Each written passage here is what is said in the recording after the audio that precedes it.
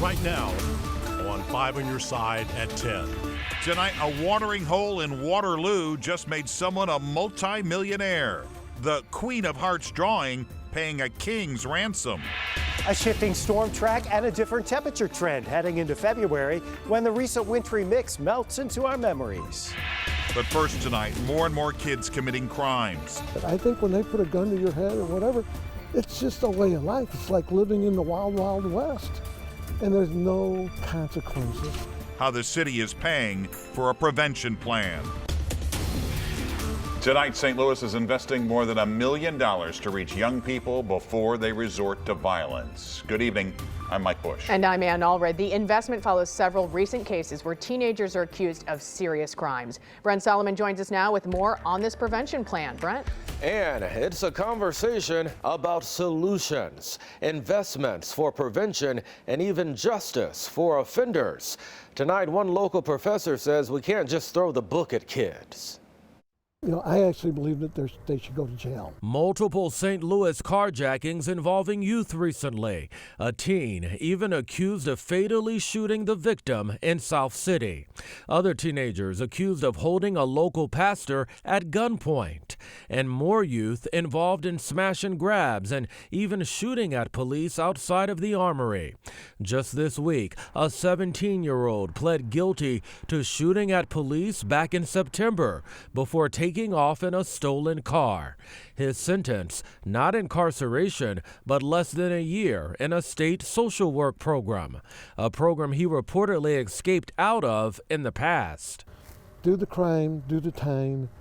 At least if we catch them and they go to jail, even if it's for just a year, hopefully at the end of that, they will have learned a lesson.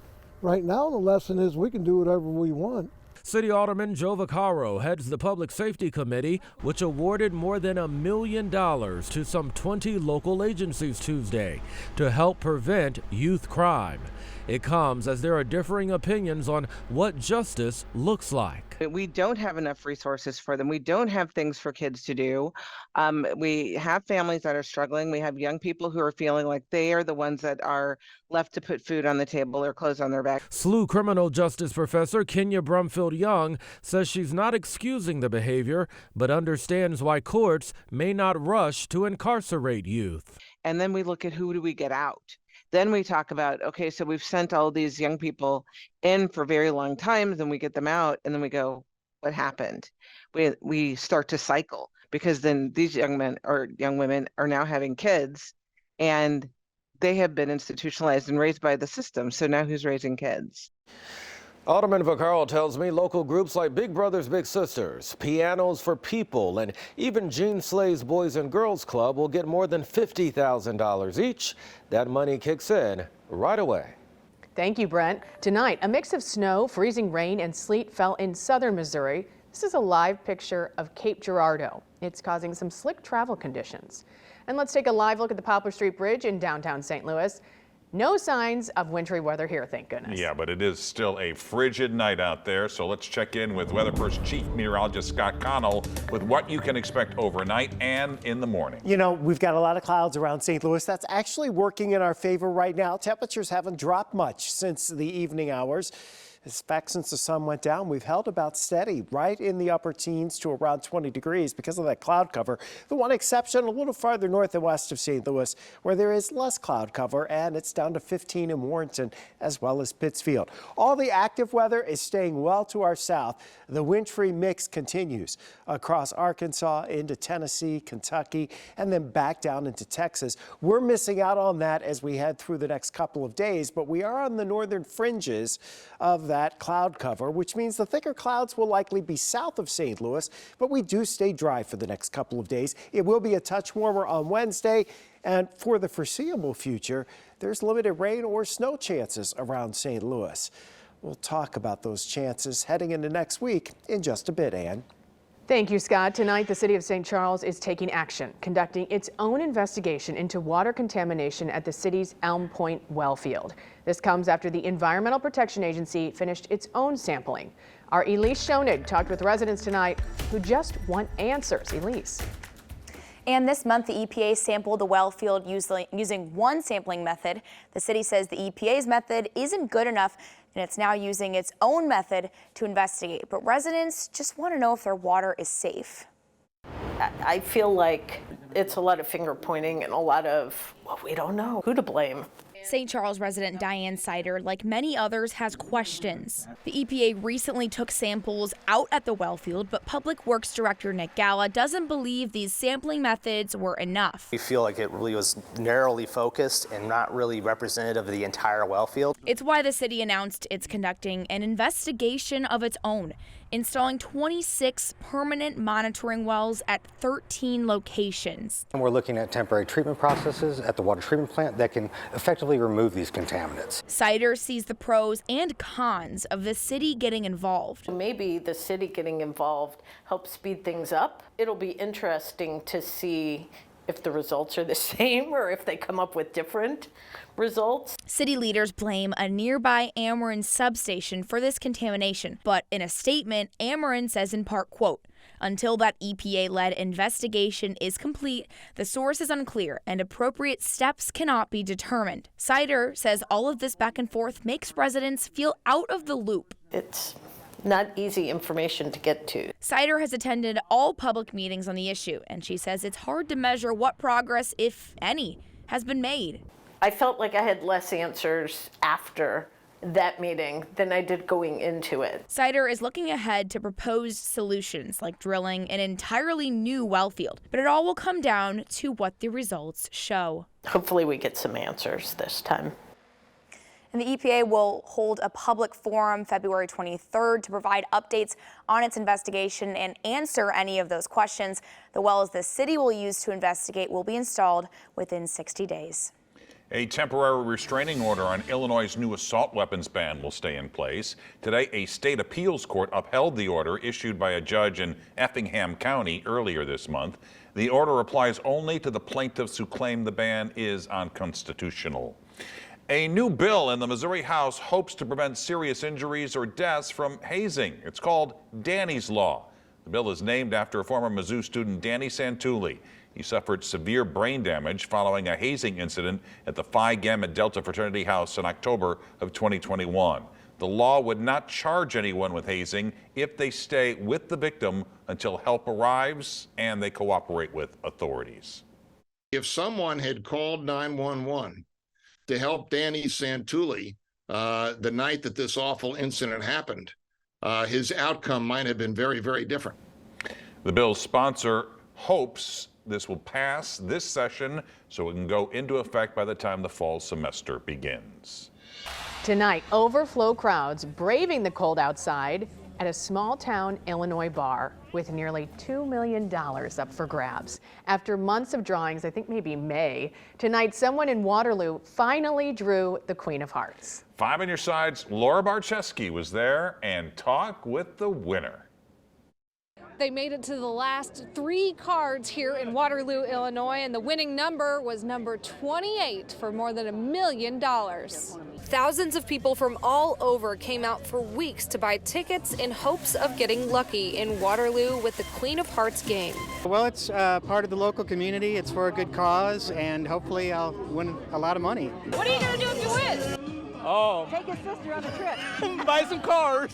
The jackpot ended up at $1,886,536. This is the main fundraiser for the St. Peter and Paul Catholic Grade School.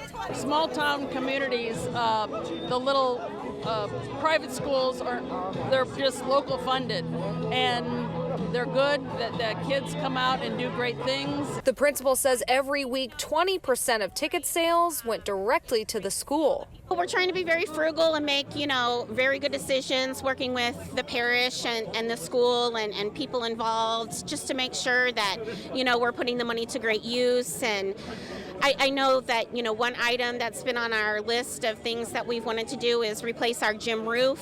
Number 28 is Queen of Hearts! Queen of Hearts! Congratulations! After more than an hour of drawing numbers, Sam Houston was declared the winner. Man, my feet were freezing. I ain't cold at all anymore, at all. Just Yeah, it's just amazing. He says he put $20 worth of tickets in every week and never imagined as a retired iron worker from Red Bud, Illinois, that he'd get so lucky. It's going to change a lot. I mean, it'll change anybody's. You know, it's unbelievable. Our winner says the first thing he's going to do with this money is go to Vegas. He's really excited for his 8 children and says this is going to change their lives. They're going to start up the drawing again in March. Reporting in Waterloo, Laura Barcheski, 5 on your side.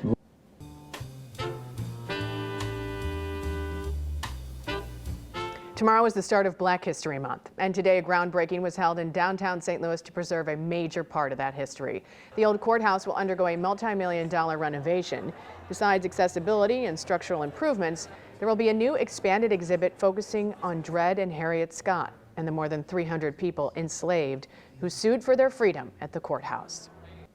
5 on your side is honoring the contributions and sacrifices of Black people who have helped shape St. Louis and the United States. Tomorrow at 9 a.m. and 9 p.m. on 5+, we're airing an encore presentation of Race, Listen, Learn, Live, Black Women in St. Louis. It's a conversation moderated by Kelly Jackson, featuring Black women sharing their personal memories and perspectives on race. He's a Pattonville pirate turned space explorer. No, we're really extremely honored to join the presence of the astronauts that have come before us. Tonight, the rare honor for his courage in launching the future of space travel. Filing your taxes for free. We verify if it can be done without hidden fees. And it's piles and bags of food. And what is going on? Hundreds of dollars worth of food mysteriously end up on a couple's front porch. How it all led to a Grubhub grounding. The coldest temperature of the month just 15 hours ago when we dropped to 11 degrees. A look back at January and a look ahead to February in just 7 minutes.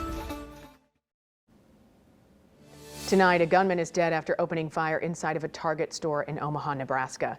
Police say the man in his 30s walked into the store and began firing an AR-15 style rifle. According to investigators, officers shot and killed the gunman 6 minutes after the first 911 call was made.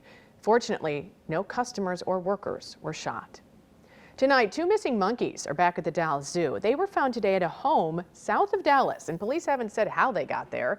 This is the 4th suspicious incident at that zoo this month. Investigators are expected to provide more information tomorrow.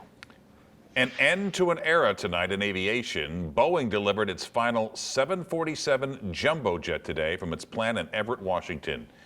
The 747 revolutionized international travel. It is also the model of Air Force One. Boeing now plans to ramp up production of the 737. An honor tonight for a St. Louis native for his bravery in launching a new chapter in America's space program. Veteran NASA astronauts Bob Behnken and Doug Hurley received the Congressional Space Medal of Honor today. Only 28 people have received the honor, including Neil Armstrong, Alan Shepard, John Glenn, and the crews of Apollo 1, Challenger, and Columbia. The two piloted the first manned launch for SpaceX to the International Space Station in 2020. We recognized that risk. We thought there was value in the SpaceX mission. We thought there was value in opening up another opportunity, taking advantage of that decision that was made to provide more opportunity for people to get into low Earth orbit, and we're just proud to be a part of it. Behnken hails from St. Anne and graduated from Pattonville High School and Washington University. Well, tax season is well underway, and there are a lot of ads online and on TV claiming you can file your taxes for free. Our Verified team is here to find out, is that true? Here's Brandon Lewis. Nobody wants to pay more in taxes than they have to. That's also the case with the act of filing your taxes. Many companies say they offer free filings, only to later charge a fee. Some social media users complain they hide the completely free options. So let's verify. Can you file your federal income taxes for free? Our sources are the Free File Alliance, the Internal Revenue Service, AARP, and Cash App. The short answer is yes, but how easy that is depends on your income and some other factors. If your household has an adjusted gross income of less than $73,000, then you have the most options when it comes to filing for free. The easiest way is through a partnership between the IRS and the Free File Alliance, a nonprofit coalition of tax software companies that offer their prep services free of charge to eligible Americans. What if your household earns more than $73,000? If you're a senior, then AARP and the IRS have programs to help, regardless of your income. There's also Cash App Taxes, which allows almost everyone to use their software for free. Everyone can also e-file their federal taxes for free through the IRS's website, but you'll have to do most of the calculations yourself. Instead, the IRS offers fillable forms that only do basic math calculations. So, it's true. Most people can file their federal taxes for free, if you're willing to jump through a few hoops. Many of the Free File Alliance companies will also offer to do your state taxes for free if you also file your federal taxes with them, as will Cash App Taxes. Otherwise, many states have free fillable electronic forms, just like the IRS. With your Verify, I'm Brandon Lewis. What can we verify for you? Send an email. The email address, verify@ksdk.com. A lesson tonight for all parents who let their young kids play with their phones. A couple in Detroit, they were really confused. Bags of food start piling up on their doorstep one night. Turns out the 6-year-old son had dad's phone. He ordered nearly $1,000 worth of food from Grubhub. So I think I had left the app open, and he saw that when he was playing with my phone and just started going to town. He ordered multiple orders, chili cheese fries, the chicken pita wraps. He ordered multiple orders of that, multiple orders of ice cream, pizza. You two are laughing, but I have a 6-year-old and this is not funny. Mom and Dad used this as a teaching moment, taking some money from his piggy bank to show him how much the food cost. I'm sure it didn't cover it. He's also lost his phone privileges. You think? For now. Maybe don't save the credit card in the phone, No, that's too. probably a good idea. Remember that when your grandkids are around. All right, well, Chief Meteorologist Scott Connell joins us now with the weather first forecast, and it's going to warm up a bit tomorrow. It is going to warm up just a little bit tomorrow, but boy, if you had Grubhub delivered tonight, hopefully they got it right to your door and you were there to get it, because it would cool off quickly. We did have a nice sunset looking from the airport, but those clouds were really hanging around St. Louis as we pushed our way through the evening hours, and they still are. And that's going to hold our temperatures up a bit as we head through the overnight hours. It's the end of January. Time's flying, isn't it? 7.3 degrees above average for the entire month. We started quite warm. We really only had a few days where it was below average, including the last two. This morning's low of 11 degrees, the coldest that we've seen the entire month. January is usually a drier month around St. Louis. We had a few opportunities for some snow and rain, but we didn't get a whole lot. 2.5 inches of snow officially. We're still about 4.5 inches below average for this time of year. Temperatures haven't moved much around the metro area. Upper teens to around 20 degrees. It's a little colder farther north, Kirksville to Springfield to the Quad Cities into Chicago, where skies are mainly clear. We're looking at those clouds drifting by from St. Louis onto the south, and as long as that cloud cover stays overhead, that tends to keep our temperatures from dropping too much. So we'll kind of back it off just a few degrees, but north of St. Louis, certainly expecting it to be colder. The flow, though, in the upper levels of the atmosphere kind of shifting a little farther south now, and that means this active weather pattern that's developed over us and now shifting south of us will continue to stay south of us for the next couple of days. So it'll still be active down into Texas, Oklahoma, and through the mid-south, but we're just seeing the cloud cover from that, and at times it'll thin out tomorrow, especially north of St. Louis.